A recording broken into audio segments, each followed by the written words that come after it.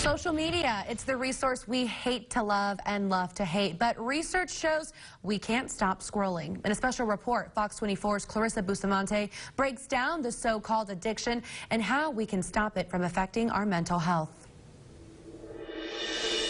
In 2013, the average internet user had about 4 social media accounts. Fast forward to now, and we're looking at an average of 7 per person. That's according to a study by Global Web Index. But over 80% of people say social media does more to waste our time than benefit us. So why can't we look away? If I were to let it, social media would be 100% of my job as Miss Arkansas.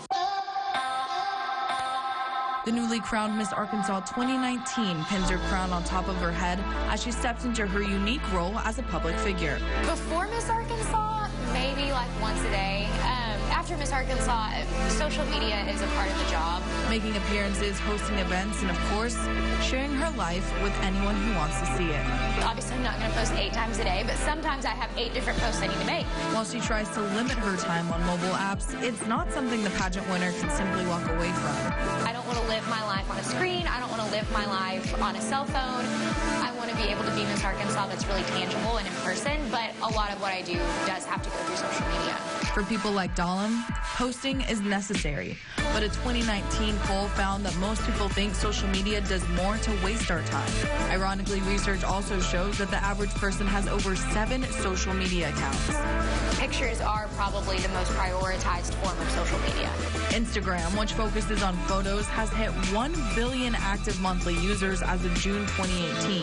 With a post comes likes, and with likes comes dopamine, a key ingredient in happiness. There is chemical release in the brain when we experience positive things like that, and it gives us this euphoric feeling. Susan Kristanak with Northwest Health in Springdale says while social media gives, it can also take away, especially when people lean too much on it. Unfortunately, that can be their only source of reinforcement, and so when that wavers for whatever reason, that could be very detrimental to their overall feeling. When we get on social media, we look for reinforcement, a sense of confirmation. That reward mechanism of, wow, it's my birthday and so-and-so remembered, or I got a new job, I had a new baby, and here's the new pictures, and people acknowledge and give good wishes. We want to show the best version of ourselves. But where are we going to take the best picture?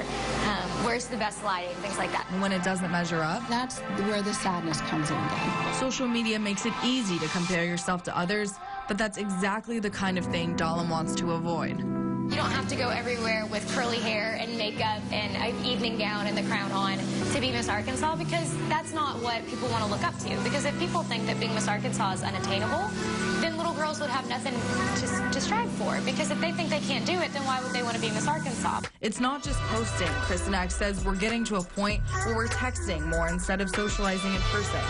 Looking at the data, we're also Snapchatting more than you might expect. In 2014, 46 million users. This year, 190 million. That's a loss. That's a true loss for us as human beings, not to have that true experience with each other. Yet 57% of people say they haven't made an effort to limit or quit using social media in the last few years. And that goes back to not so much social media, but being comfortable with yourself. People who are trying to cope with a struggle or situation, for example, those who have cancer, diabetes, or face infertility, can also use social media as a tool to connect. The person that is disabled, that can't move, again, there's a resource of connectivity, of conversation. FaceTiming somebody, you can actually see them. It's also a great way of checking in on the elderly. While they're not experts, it could be enough to know that someone's listening. So does social media help or hurt? So if I put a hammer on the table, it is not inherently good or evil. It can be used for both, though. It can be used to build a house. It can be used to harm. That's how things like Instagram, Facebook, Twitter, all of those should be looked at. So how many hours do you think you're on social media? Head to our Facebook page and take our poll. And also don't forget to join us this Thursday for a live Q&A session with Dr. Margaret Rutherford, who gives us a deeper look into how social media affects our mental health. In studio, Clarissa Bustamante, Fox 24 News.